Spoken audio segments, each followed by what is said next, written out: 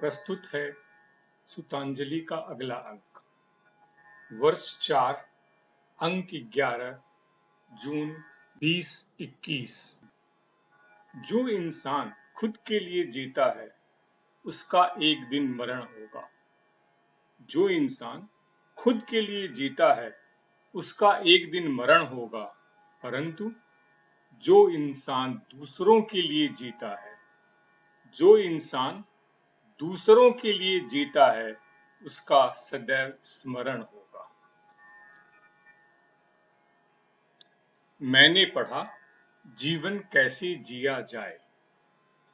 यूनान के प्रसिद्ध दार्शनिक सुकरात एक बार भ्रमण करते हुए एक शहर में पहुंचे। वहां उनकी एक वृद्ध व्यक्ति से भेंट हुई। दोनों काफी घुल मिल गए। सुकरात ने उन वृद्ध महानुभाव के व्यक्तिगत जीवन में काफी रुचि ली, काफी खुलकर बातें की। सुकरात ने संतोष व्यक्त करते हुए कहा, आपका विगत जीवन तो बड़े शानदार ढंग से बीता है, पर इस वृद्धावस्था में आपको कौन कौन से पापड़ बेलने पड़ रहे हैं, यह तो बताइए। वृद्ध किंचित मुस्कुराया। मैं अपना पारिवारिक उत्तरदायित्व अपने समर्थ पुत्रों को देकर निश्चिंत हूं।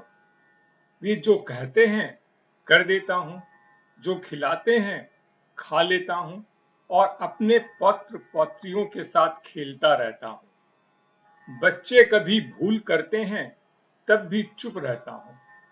मैं उनके किसी कार्य में बाधक नहीं बनता, पर जब कभी भी वे परामर्श लेने आते हैं तो मैं अपने जीवन के सारे अनुभवों को उनके सामने रखकर की हुई भूल से उत्पन्न दुष्परिणामों की ओर से सचेत कर देता हूं। वे मेरी सलाह पर कितना चलते हैं यह देखना और अपना मस्तिष्क खराब करना मेरा काम नहीं है। वे मेरे निर्देशों पर चले ही, यह मेरा आग्रह नहीं। परामर्श देने के बाद भी अगर वे भूल करते हैं तो मैं चिंतित नहीं होता। उस पर भी वे पुनः मेरे पास आते हैं तो मेरा दरवाजा सदैव उनके लिए खुला रहता है। मैं पुनः उचित सलाह देकर उन्हें विदा करता हूं। वृद्ध की बात सुनकर सुकरात बहुत प्रसन्न हुए। उन्होंने कहा कि आपने इस आयु में जीवन कैसे जिया जाए यह बखूबी समझ लिया है। गीता प्रेस, गोरखपुर से प्रकाशित कल्याण से। अगला, मेरे विचार, कैसे लें बुढ़ापे में आनंद। 99 वर्षीय एक वृद्ध का साक्षात्कार लेने के बाद टेबल पर पड़े अपने सामानों को बटोरते हुए पत्रकार ने उनकी सेहत की शुभकामनाएं देते हुए कहा कि उसे इस बात का विश्वास है कि 1 वर्ष बाद उनकी 100वीं वर्षगांठ पर भी वह उनका साक्षात्कार लेने आएगा। वृद्ध सज्जन ने तपाक से जवाब दिया, हाँ जरूर, क्यों नहीं, मुझे तो आप पूर्ण स्वस्थ लग रहे हैं। यह था आत्मविश्वास उस वृद्ध सज्जन का अपने स्वास्थ्य के प्रति। सरदारनी मान कौर पटियाला, पंजाब की रहने वाली हैं। उन्हें चंडीगढ़ का चमत्कार के नाम से भी जाना जाता है। 8 मार्च 2020 को महिला दिवस पर भारत के राष्ट्रपति ने उन्हें नारी सम्मान से नवाजा। वे एक एथलीट हैं। इसमें खास बात क्या है? खास बात यह है कि उन्होंने अपना एथलीट का जीवन 93 वर्ष की आयु में प्रारंभ किया। उन्होंने कई विश्व स्तरीय कीर्तिमान स्थापित किए हैं। उन्हें 100 मीटर दौड़ने में सिर्फ 1 मिनट का समय लगता है।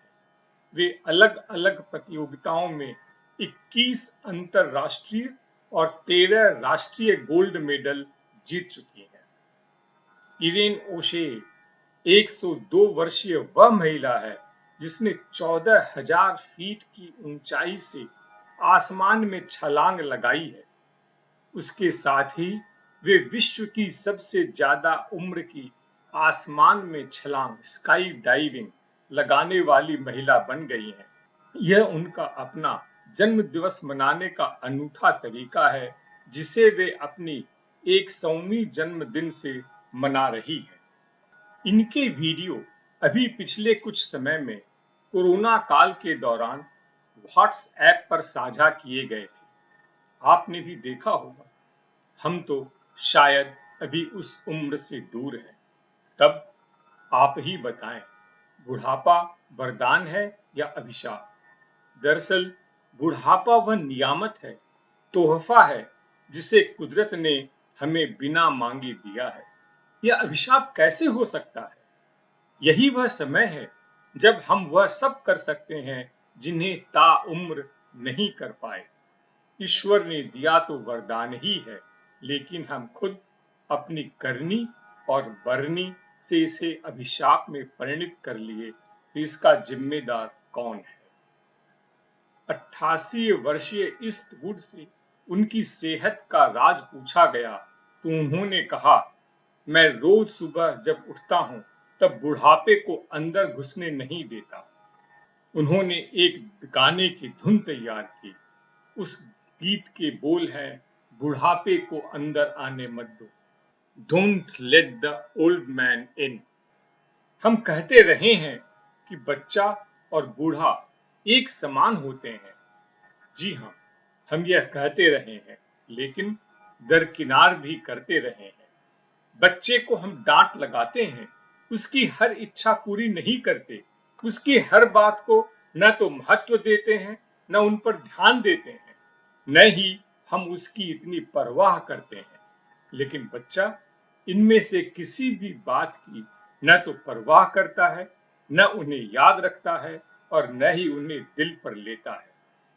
लेकिन क्या हम वृद्ध ऐसा करते हैं? बच्चे बन पाते हैं, बेटे बहू बेटी से नाराज हो जाते हैं, उसका बुरा मान लेते हैं। मनोहर आठमणि ने अच्छे पारिवारिक संबंध बनाए रखने के रहस्य पर बड़े आकर्षक ढंग से हमारा ध्यान खींचा है। वे कहते हैं कि एक उम्र के बाद हमें कम बोलना या चुप रहना सीख लेना चाहिए। यह मानकर मत चलिए कि हमारी सब इच्छाएं पूरी होंगी। घमंड से दूर रहें। बेटे बेटी बहू के कार्यों में बेवजह दखल अंदाजी न करें। उन्हें अपनी जिंदगी खुद जीने दें। उनसे यह अपेक्षा न करें कि वे हर कार्य हमसे पूछ कर ही करेंगे।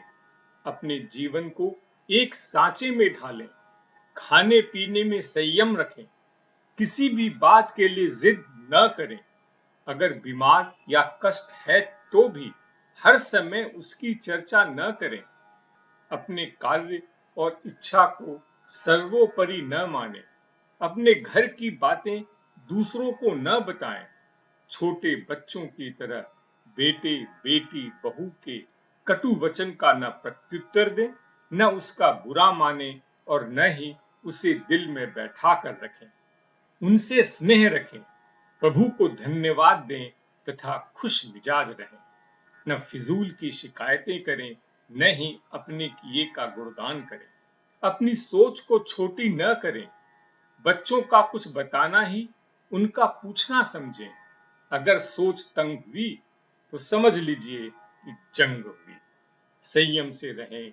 लोभ मोह लालच से दूर रहें। ये ही हैं वे कुछ बरनी जो बुढ़ापे को हमारे अंदर नहीं घुसने देते। लेकिन यह वीडियो जिसने मुझे यह लिखने पर मजबूर किया, वह था एक बुजुर्ग का वीडियो। पाश्चात्य सभ्यता का हवाला देते हुए उन्होंने कहा कि हमें अपने बुढ़ापे की व्यवस्था खुद करनी चाहिए। बच्चों के भरोसे नहीं रहना चाहिए। अगर वे देखभाल करते हैं तो उसे बोनस समझना चाहिए। आवश्यकता पड़ने पर भी बच्चों को अपने वृद्धावस्था के लिए बचाया हुआ धन नहीं देना चाहिए। उनका यह कथन मुझे उद्वेलित कर गया। मेरी रात की नींद उड़ गई। यह बात सही है। इस समय को देखते हुए अपनी व्यवस्था करना उचित है। बच्चों पर बोझ न पड़े इसका ख्याल रखना चाहिए, लेकिन बच्चे हमारी देखभाल नहीं करेंगे, यह मानकर चलना अपनी तरफ से जंग का बिगुल बजाना ही है। निवेश करने वाली संस्थाएं तो निरंतर यही सीख देती रहती हैं कि हमारी जिम्मेदारी केवल हमारे बच्चों तक है, अपनी परिवार के प्रति नहीं, क्योंकि वे माँ बाप को परिवार का हिस्सा नहीं मानती और इस प्रकार यही कहती हैं कि आप अपनी चिंता कीजिए, माँ बाप की नहीं। माँ बाप ने अपनी चिंता खुद की होगी और अगर नहीं की है तो वे खुद भोगें, वे ही इसके जिम्मेदार हैं। इस बात से मैं पूरी तरह सहमत हूं कि हमें अपनी व्यवस्था रखने का भरसक प्रयास करना चाहिए, लेकिन उनकी बात के विपरीत उन बुजुर्ग से यही कहूंगा कि शिक्षा यही दें कि हमें इस विश्वास के साथ बढ़ना चाहिए कि हमारे बच्चे हमारा ख्याल रखेंगे और हम वृद्धावस्था के लिए बचाया हुआ धन उन्हें बोनस के रूप में देकर जाएंगे। यही नहीं, अगर वे देखभाल रखते हैं तब हमें भी फिजूल खर्ची से बचना चाहिए और उनके लिए जमा किए गए बोनस को अपने ऊपर न खर्च कर या तो उनके ऊपर खर्च करें या उनके लिए बोनस के रूप में ही छोड़कर जाएं। यह सोच हमारे जीवन को बदल देगा, हमारे संबंधों को बदल देगा। हमें यह स्वीकार करना चाहिए कि ताली एक हाथ से नहीं बजती। बच्चे वही सीखेंगे जैसा हम करेंगे, वे वैसा ही सोचेंगे जैसा हम सोचेंगे। मैं यह सोचता रहा कि क्या मैं गलत हूं, मैं गलत सोच रहा हूं, श्याम मानव ही ठीक कह रहे हैं। मेरी दुविधा दूर की और यह सब लिखने का साहस जुटाया एक अन्य वीडियो ने, जिसे बनाया था किसी बहू या बेटी ने। वे कहती हैं, हम जब बाहर खाने जाते हैं तो सब कुछ देखते हैं लेकिन प्यार नहीं, लेकिन जब घर पर खाते हैं तो और कुछ नहीं देखते, सिर्फ प्यार ही देखते हैं, खिलाने वाले का प्यार। वे कहती हैं, हम अपने घर के हर बुजुर्ग को अपने हाथ से खिलाएं, यानी रसोई में भले ही कोई सहायता लें, लेकिन वहां से उनकी थाली तक सामान पहुंचाने वाला घर का ही कोई सदस्य होना चाहिए। सोच भोजन करने कराने की रखें, भोजन निपटाने की नहीं। हमारे बच्चे जो देखेंगे वही सीखेंगे। बहुत लोग मानते हैं कि धन है तो सब कुछ है। मैं कुछ वक्त पहले ऑस्ट्रेलिया में था, लंबे समय के लिए। वहां अवैतनिक सेवा कार्य करने की इच्छा से कई जगहों पर आवेदन किया। एक वृद्धाश्रम से बुलावा आया, वहां के संचालक से बातचीत हुई। उन्होंने कहा, यहाँ वृद्धों का सब कार्य करने के लिए लोग हैं, उनके कपड़े बदली करना, स्नान कराना, मंजन कराना, सफाई करना, गाना या गीत सुनाना, पुस्तक पढ़ना आदि कोई भी काम कहें सब होता है, लेकिन सब यंत्रवत। उनके पास बैठकर उनसे बात करना, उनकी सुनना और अपनी सुनाने वाला कोई नहीं। हाँ, पैसे से ऐसे लोग भी मिलते हैं, लेकिन महेश जी, उनसे ये लोग अपने परिवार की ही बात करना चाहते हैं, दूसरे जहां की नहीं। और हम उनके साथ पूरी दुनिया की बात कर सकते हैं, लेकिन उनके परिवार की नहीं। अगर हम समय दें तो उनकी जिंदगी बदल जाए, वे स्वस्थ हो जाएं। वे लोग जो यूरोप अमेरिका का उदाहरण देते हैं, वे एक बार वहां के बुजुर्गों के साथ रहें, तब पता चलेगा कि वे जिंदगी जी नहीं रहे हैं, जिंदगी काट रहे हैं। कई बार ऐसे यूरोपियन अमेरिकन बुजुर्गों के साथ रहने का मौका मिला है। वे अपने परिवार की, बच्चों की ही बातें करते हैं। उन्हें भारतीय परिवार देखकर अच्छा लगता है। कईयों की आंखों में तो आंसू तक आ जाते हैं। श्री सुदर्शन बिड़ला ने एक सभा में कहा, हम अपने बच्चों के लिए कितना धन छोड़कर जाएंगे, 100 करोड़, 1000 करोड़, 10,000 करोड़, कितना भी छोड़ें, एक पीढ़ी के लिए कम पड़ सकता है। एक और केवल एक ही चीज है जो पीढ़ी दर पीढ़ी जाती है, और वह है संस्कार। अपने बच्चों को संस्कारित कीजिए, उन्हें संस्कार दीजिए। लानत है उस जिंदगी पर जिसमें हमारे पास अपने माँ बाप, दादा दादी, नाना नानी, सास ससुर के लिए समय नहीं है। लानत है उस समाज पर जिसमें यह सब हो रहा है और हम उसे चुपचाप सह रहे हैं। इस मामले में हम कम से कम उस सरकार का धन्यवाद तो कर ही सकते हैं कि उसने माँ बाप की देखभाल करना बच्चों का उत्तरदायित्व ठहराया और न करने पर सजा की भी व्यवस्था की है। लेकिन यह समाधान नहीं है। कानून पैसे दिलवा सकता है, प्यार नहीं। समाधान तो हमारे और आपके हाथ में ही है। जमा किए गए पैसों में समाधान नहीं, मजबूरी है। धारावाहिक कारावास की कहानी, श्री अरविंद की जुबानी। पांडिचेरी आने के पहले श्री अरविंद कुछ समय अंग्रेजों की जेल में थे। जेल के इस जीवन का श्री अरविंद ने कारावास की कहानी के नाम से रोचक, सारगर्भित एवं पठनीय वर्णन किया है। अग्निशिखा में इसके रोचक अंश प्रकाशित हुए थे।